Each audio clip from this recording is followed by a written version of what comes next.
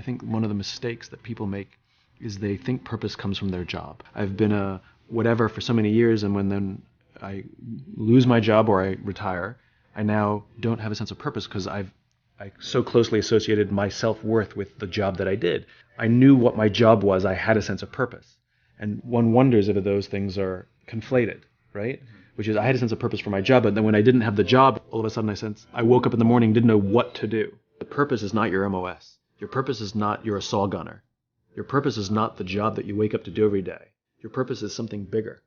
I have 5 little rules that you can follow as you find your spark and bring your spark to life.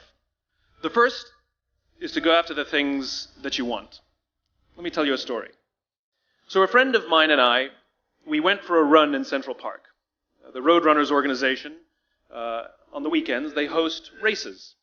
And it's very common at the end of the race, they'll have a sponsor who will give away something, apples or bagels or something. And on this particular day, when we got to the end of the run, there were some free bagels. And they had picnic tables set up, and on one side was a group of volunteers. On the table were boxes of bagels, and on the other side was a long line of runners waiting to get their free bagel. So I said to my friend, let's get a bagel.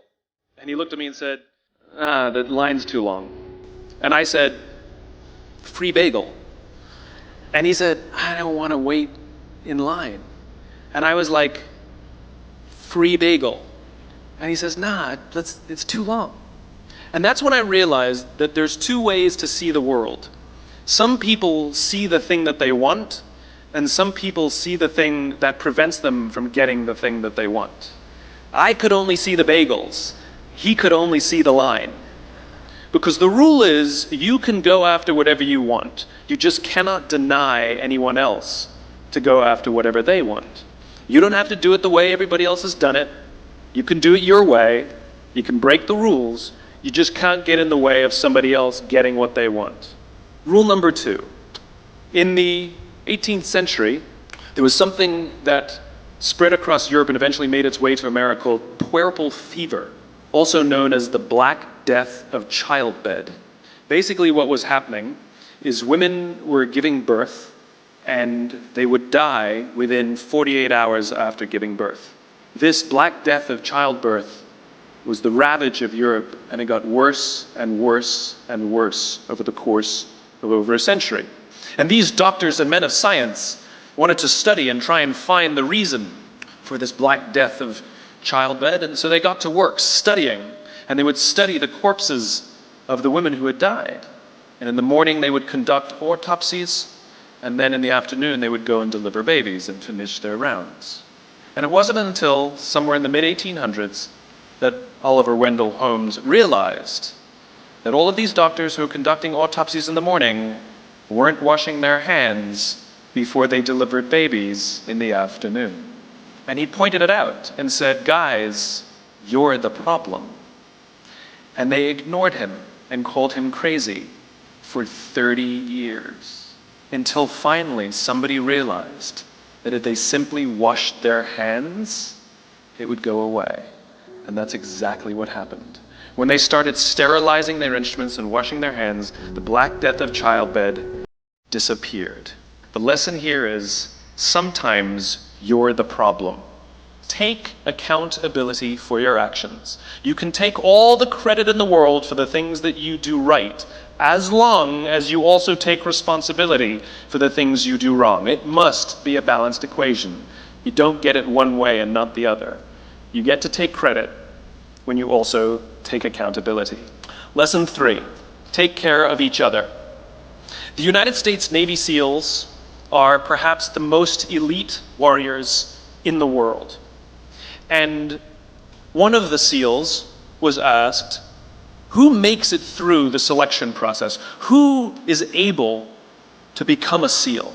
And his answer was, I can't tell you the kind of person that becomes a SEAL. I can't tell you the kind of person that makes it through BUDS. But I can tell you the kind of people who don't become SEALs. He says the guys that show up with huge, bulging muscles, covered in tattoos, who want to prove to the world how tough they are, none of them make it through. He said the preening leaders who like to delegate all their responsibility and never do anything themselves, none of them make it through. He says some of the guys that make it through are skinny and scrawny. He said some of the guys that make it through, you will see them shivering out of fear. He says, however, all the guys that make it through, when they find themselves physically spent, emotionally spent, when they have nothing left to give physically or emotionally, somehow, some way, they are able to find the energy to dig down deep inside themselves, to find the energy to help the guy next to them. They become SEALs, he said. You want to be an elite warrior. It's not about how tough you are. It's not about how smart you are. It's not about how fast you are. If you want to be an elite warrior, you better get really, really good at helping the person to the left of you and helping the person to the right of you. Because that's how people advance in the world. The world is too dangerous and the world is too difficult for you to think that you can do these things alone. If you find your spark, I commend you. Now, who are you going to ask for help, and when are you going to accept help when it's offered? Learn that skill. Learn by practicing helping each other. It'll be the single most valuable thing you ever learn in your entire life, to accept help when it's offered and to ask for it when you know that you can't do it. The amazing thing is when you learn to ask for help, you'll discover that there are people all around you who've always wanted to help you. They just didn't think you needed it because you kept pretending that you had everything under control. And the minute you say, I don't know what I'm doing, I'm stuck, I'm scared, I don't think I can do this, you will find that lots of people who love you will rush in and take care of you. But that'll only happen if you learn to take care of them first. Lesson 4. Nelson Mandela is a particularly special case study in the leadership world because he is universally regarded as a great leader. You can take other personalities, and depending on the nation you go to, we have different opinions about other personalities. But Nelson Mandela, across the world, is universally regarded as a great leader. And he was asked one day, how did you learn to be a great leader? And he responded that he would go with his father to tribal meetings. And he remembers 2 things when his father would meet with other elders. 1, they would always sit in a circle. And 2, his father was always the last to speak. You will be told your whole life that you need to learn to listen. I would say that you need to learn to be the last to speak. I see it in boardrooms every day of the week. Even people who consider themselves good leaders, who may actually be decent leaders, will walk into a room and say, here's the problem, here's what I think, but I'm interested in your opinion, let's go around the room. It's too late. The skill to hold your opinions to yourself until everyone has spoken does 2 things. 1, it gives everybody else the feeling that they have been heard. It gives everyone else the ability to feel that they have contributed. And 2, you get the benefit of hearing what everybody else has to think before you render your opinion. To keep your opinions to yourself. If you agree with somebody, don't nod yes.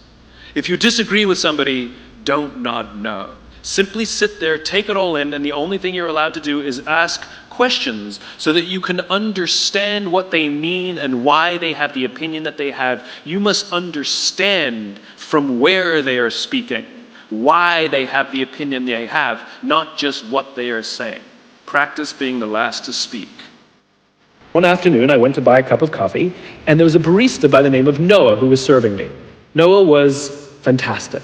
He was friendly and fun, and he was engaging with me, and I had so much fun buying a cup of coffee, I actually think I gave 100% tip, right? He was wonderful. So as is my nature, I asked Noah, do you like your job? And without skipping a beat, Noah says, I love my job. And so I followed up. I said, what is it that the Four Seasons is doing that would make you say to me, I love my job?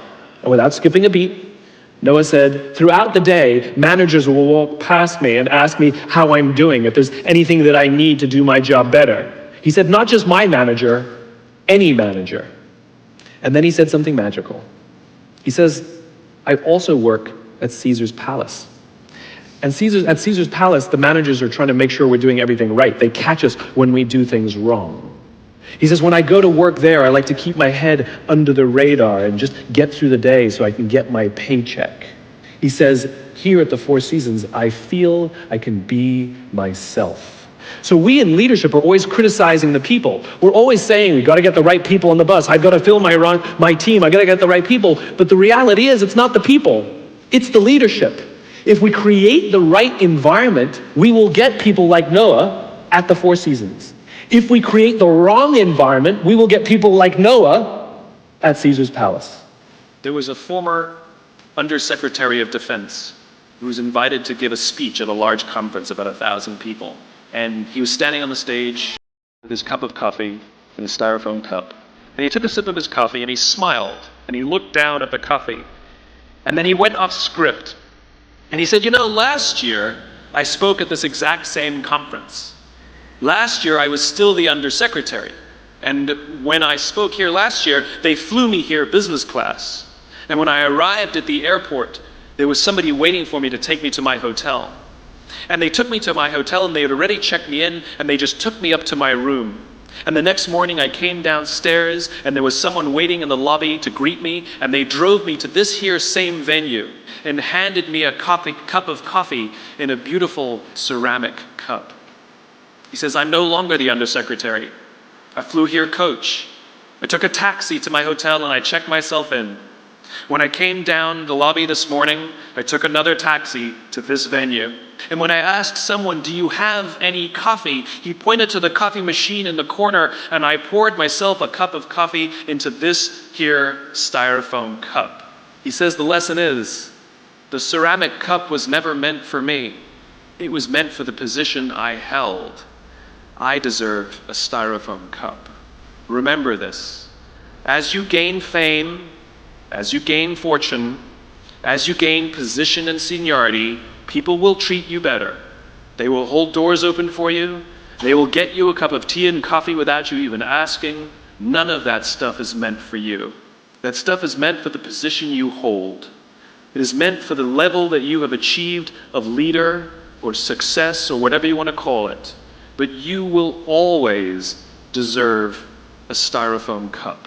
Remember that lesson of humility and gratitude. You can accept all the free stuff. You can accept all the perks. Absolutely, you can enjoy them. But just be grateful for them and know that they're not for you. And so I keep meeting these wonderful, fantastic, idealistic, hardworking, smart kids. They've just graduated school. They're in their entry-level job. I sit down with them and I go, how's it going? They go, I think I'm going to quit. I'm like, why? They're like, I'm not making an impact. I'm like, you've been here 8 months. You know?